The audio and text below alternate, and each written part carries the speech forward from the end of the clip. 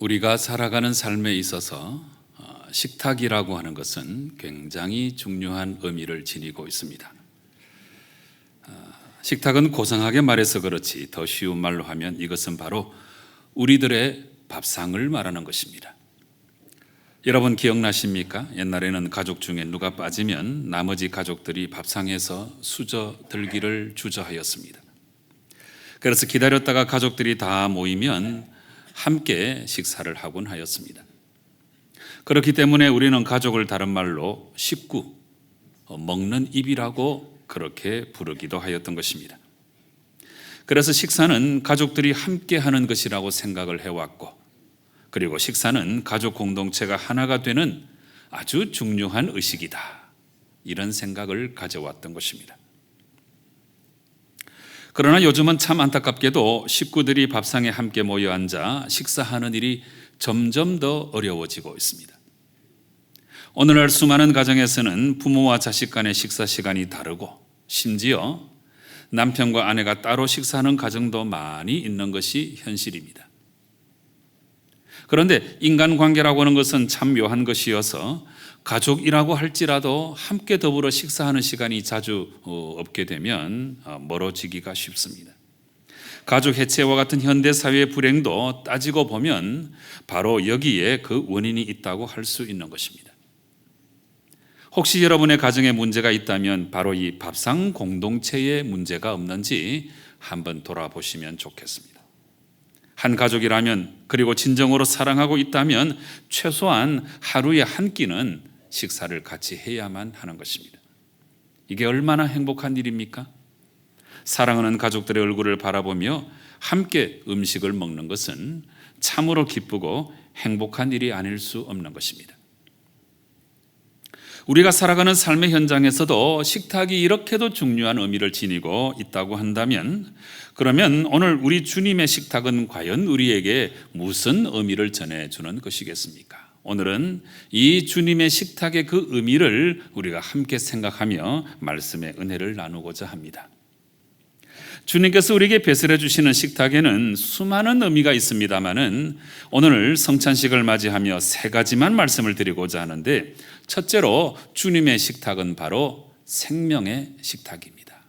생명의 식탁. 우리는 가끔 흔한 말로 이런 표현을 즐겨 사용합니다. 다 먹고 살자고 하는 일인데, 그렇습니다. 우리가 이렇게 활동하고 돈을 벌고 힘써 노력하는 것은 결국 다 먹고 살자고 하는 일이 아니겠습니까?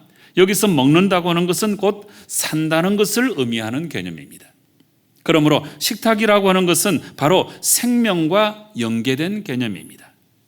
식탁에서 식구들이 식사를 하는 것은 단순히 맛을 즐기는 행위만이 아니고, 이 식탁을 통해서 생명을 얻고 생명을 누리고 생명을 연장하기 위한 행위다 하는 것입니다. 바로 이런 정신을 오늘 본문에서도 우리가 발견할 수 있습니다. 주님은 마지막 식탁을 배설해 주시면서 아주 중요한 말씀을 주고 계십니다. 여러분, 오늘 본문의 22절 말씀 보시기 바랍니다. 그들이 먹을 때에 예수께서 떡을 가지사 축복하시고 떼어 제자들에게 주시며 이르시되 받으라, 이것은 내 몸이니라 하시고. 여러분, 주님의 이 말씀은 무슨 뜻입니까? 이 말씀은 결국 내 몸, 내 살을 먹으라 하는 말씀입니다. 그리고 23절, 24절 보시기 바랍니다. 또 잔을 가지사 감사 기도하시고 그들에게 주시니 다 이를 마시매 이르시되 이것은 많은 사람을 위하여 흘리는 나의 피, 곧 언약의 피니라 말씀하고 계십니다. 여러분, 이 말씀은 또 무슨 뜻을 갖고 있습니까? 이 말씀도 역시 결국은 내 피를 마시라 하는 뜻입니다. 여러분, 좀 섬뜩하게 들릴지 모르겠습니다만은 결국 오늘 본문의 말씀은 주님의 살을 먹고 주님의 피를 마시라 하는 것입니다. 이런 주님의 말씀은 마치 실제로 주님을 먹고 마시는 것 같은 느낌을 우리에게 전해주고 있습니다.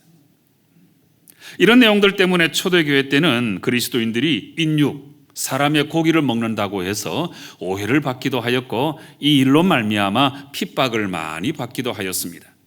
그러나 여러분, 주님을 먹고 마신다고 하는 것은 우리의 느낌만이 아니고 아주 분명한 실제입니다. 실제로 우리는 영적인 의미에서 주님을 먹고 마시는 것입니다. 예수님은 일찍이 요한복음 6장 51절에서 이런 말씀을 하신 적이 있으십니다. 나는 하늘에서 내려온 살아있는 떡이니 사람이 이 떡을 먹으면 영생하리라. 내가 줄 떡은 곧 세상의 생명을 위한 내 살이니라. 이렇게 말씀하셨어요. 예수님이 이 말씀을 하셨을 때 유대인들은 이 말씀을 듣고서는 서로 앞다투어 질문을 하였습니다. 이 사람이 어찌 능히 자기 살을 우리에게 주어 먹게 하겠느냐. 이때 이 질문을 받으시고 예수님께서는 참으로 의미심장한 말씀으로 대답을 해주셨습니다. 요한복음 6장 53절 이하에 예수께서 이르시되 내가 진실로 진실로 너희에게 이르노니 인자의 살을 먹지 아니하고 인자의 피를 마시지 아니하면 너희 속에 생명이 없느니라. 내 살을 먹고 내 피를 마시는 자는 영생을 가졌고 마지막 날에 내가 그를 다시 살리리니 내 살은 참된 양식이요 내 피는 참된 음료로다. 여러분, 정말 그렇습니다. 우리 주님의 살은 참된 양식이고 주님의 피는 참된 음료입니다. 그래서 우리는 주님을 먹고 마심으로써 진정한 생명을 얻게 되는 것입니다. 그러므로 오늘 주님의 명령을 따라 배설하는 이 성찬식도 주님께서 우리에게 생명을 주시려고 차려주신 생명의 식탁인 줄로 분명히 믿으시기 바랍니다. 여러분은 오늘 주님의 살을 먹고 주님의 피를 마시는 이 주님의 식탁에 기쁨으로 동참해서 여러분 모두가 진정으로 주님의 생명을 공급받을 수 있기를 간절히 바랍니다. 오늘 주님께서 우리에게 배설해 주시는 식탁의 가장 중요한 세 가지 의미 가운데 두 번째는 주님의 식탁은 바로 용서의 식탁입니다. 용서의 식탁. 오늘 본문이 놓여 있는 마가복음 14장의 이 서두에는 시제를 알려주는 표현이 등장하고 있습니다. 이틀이 지나면 유월절과 무교절이라. 그리고 12절로 넘어가서 보시면 무교절의 첫날 곧 유월절 양 잡는 날이라고 밝혀주고 있습니다. 그러니까 이런 표현들은 오늘 본문의 말씀이 놓여져 있는 이 시점이 바로 유월절 절기 중이고 유월절 절기 중에서도 특별히 양 잡는 날이다 하는 것을 우리에게 밝혀주고 있습니다. 그러면 여러분, 유월절은 무엇입니까? 오늘 주님의 식탁을 이해하기 위해서는 우리 구약의 전통 가운데 이 유월절이 어떤 날인지 살펴보는 것이 대단히 중요합니다. 하나님께서는 이스라엘 백성들이 애굽에서 노예로 전락하여 고통 가운데 살아가는 모습을 바라보시고 그들을 참으로 불쌍히 여겨주셨습니다. 그래서 하나님께서는 출애굽기 3장 7절 이하에서 내가 애굽에 있는 내 백성의 고통을 분명히 보고 그들의 부르짖음을 내가 듣고 그 근심을 알고 내가 내려가서 그들을 애굽인의 손에서 건져내고 그들을 그 땅에서 인도하여 젖과 꿀이 흐르는 땅으로 데려가려 하노라. 이렇게 말씀하셨습니다. 그래서 하나님께서 실제로 이 말씀대로 그렇게 행하신 사건이 바로 출애굽 사건입니다. 그런데 애굽의 바로 왕은 그 마음이 강팍하여서 이스라엘 백성들을 쉽게 해방시켜 주지 않았습니다. 그때 하나님께서는 애굽과 바로 왕에게 10가지의 재앙을 베푸셨는데 이 재앙 중에서도 마지막 10번째 재앙은 애굽 땅의 모든 장자, 그래서 사람의 장자로부터 생축의 장자로까지 모든 장자가 다 죽어나가는 무서운 재앙이었습니다. 그런데 하나님께서는 이 무서운 재앙을 베푸실 때에 이스라엘 백성들에게는 이 재앙을 피할 수 있는 한 가지 방법을 알려주셨습니다.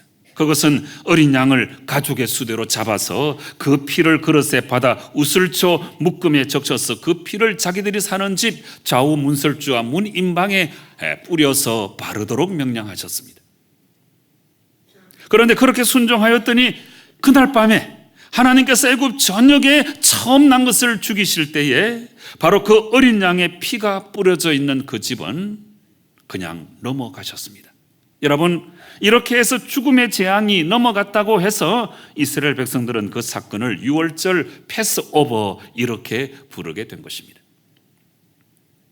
그러므로 유월절은 하나님께서 어린 양의 피를 보시고 이스라엘 백성들을 살려주신 날입니다. 그래서 이스라엘은 대대로 이 유월절을 잘 지키면서 하나님의 구원의 은총에 대해서 감사하였던 것입니다. 그런데 오늘 본문에서 주님께서 최후의 만찬을 집례하신 바로 그날이 이 유월절 어린 양을 잡는 날이었습니다. 그러므로 이것은 아주 깊은 의미를 내포하고 있지요. 바로 이런 날에 주님께서 최후의 만찬을 집례하신다고 하는 것은 곧 내가 바로 유월절 어린 양이다, 이것을 선포하시는 것입니다.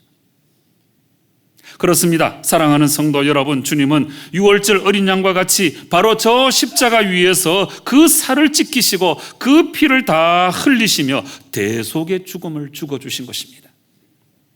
그래서 구약의 유월절 예식이 이 짐승의 피로 세운 새 언약이라고 한다면, 옛 언약이라고 한다면, 오늘날 이 성찬 예식은 예수님의 몸과 피로 세운 새 언약이라고 할 수 있는 것입니다. 우리 예수님의 죽으심으로 말미암아 그분이 유월절 어린 양이 되심으로 이제 오늘 우리는 모든 죄악으로부터, 이 죄악의 모든 형벌로부터 자유롭게 된 것입니다. 바로 이런 확신을 가지고 오늘 이 주님의 식탁에 참여하시어서 진정으로 용서와 사죄의 기쁨을 누리시는 성도 여러분 꼭 되시기를 간절히 바랍니다. 오늘 주님께서 우리에게 배설해 주시는 식탁의 가장 중요한 세 가지 의미 가운데 세 번째는, 이 주님의 식탁은 바로 헌신의 식탁입니다. 헌신의 식탁. 조금 전에 우리가 함께 불렀던 찬송가 311장은 우리를 향한 주님의 질문을 노래하고 있죠. 내 너를 위하여 몸 버려 피 흘려 너 죄를 속하여 살 길을 주었다. 널 위해 몸을 주건만 너 무엇 주느냐. 널 위해 몸을 주건만 너 무엇 주느냐. 그렇습니다. 여러분, 우리는 주님의 살과 피를 마심으로 말미암아 주님 앞에서 정말 갚을 수 없는 빚을 졌습니다. 여러분, 그 은총, 그 은혜가 웬 말입니까? 그 희생, 그 섬김을 우리가 어떻게 다 갚을 수 있단 말입니까?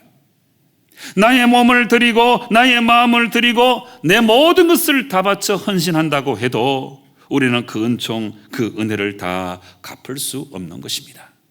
그러므로 오늘 이 주님의 식탁에 참여하심으로 다시 한번 우리의 본분, 우리의 사명을 떠올려야 합니다. 그래서 놀라운 은혜를 입은 자답게 기뻐하고 감사하면서 날마다 온전한 헌신으로 주님께 올려드리는 성도 여러분 꼭 되시기를 간절히 바랍니다. 오늘 주님께서 우리에게 배설해 주시는 이 식탁은 이렇게도 중요한 의미를 지니고 있습니다. 제가 세 가지 말씀을 여러분에게 전해드렸습니다. 첫째, 주님의 식탁은 우리를 살리는 생명의 식탁입니다. 우리는 주님을 먹고 마심으로 말미암아 생명의 삶을 살아갈 수 있는 것입니다. 오늘 주님의 식탁에 참여함으로 말미암아 여러분의 영혼력이 생명력으로 충만해지시기를 간절히 바랍니다. 둘째로, 주님의 식탁은 사죄의 은총을 허락하신 용서의 식탁입니다. 주님이 대신 살을 찢기시고 피를 흘려주심으로 우리는 어찌할 수 없는 죄악을 다 용서함 받은 것입니다. 이 사실을 분명히 기억하고 믿음의 삶을 아름답게 살아가시기 바랍니다. 셋째로, 주님의 식탁은 다시 한번 우리들로 하여금 하나님의 사람으로 우뚝 서게 만드는 헌신의 식탁입니다. 그 은혜, 그 사랑을 우리가 어찌 다 갚을 수가 있겠습니까? 놀라운 하나님의 은혜 마음 깊이 기억하시고, 주님은 모든 것을 다 우리를 위해 주셨는데 이제는 내가 주님을 위해서 내 몸과 마음을 바쳐 헌신할 수 있는 하나님의 백성들이 꼭 되시기를 바랍니다. 주님은 요한복음 6장 56절에서 이렇게 말씀하셨습니다. 내 살을 먹고 내 피를 마시는 자는 내 안에 거하고 나도 그의 안에 거하나니. 주님의 살을 먹고 주님의 피를 마시는 사람은 주님이 내 안에, 내가 주님 안에 거하는 삶을 살게 된다는 것입니다. 이것보다 더 중요한 교제가 어디 있겠습니까? 이것보다 더 중요한 관계가 어디 있겠습니까? 오늘 주님의 식탁에 함께 동참함으로 말미암아 주님의 생명을 공급받으시고 주님의 용서를 확신하시고 주님을 위해서 더욱더 헌신하시는 성도 여러분 꼭 되시기를 주님 이름으로 축원합니다. 기도하시겠습니다. 아버지 하나님, 너무너무 감사드립니다. 가만히 내버려 두셨으면 억만 죄악 가운데 죽을 수밖에 없는 저희들인데 주님께서 살을 찢기시고 피를 흘려 우리의 죄를 용서해 주시고 주님을 먹고 마심으로 말미암아 생명의 삶을 살아가게 도와주셨으니 이 은혜, 이 사랑 마음 깊이 기억하고 이제는 주님을 위해서 나를 헌신할 수 있는 하나님의 백성들이 되게 역사하여 주시옵소서. 예수님의 이름으로 기도드리옵나이다. 아멘.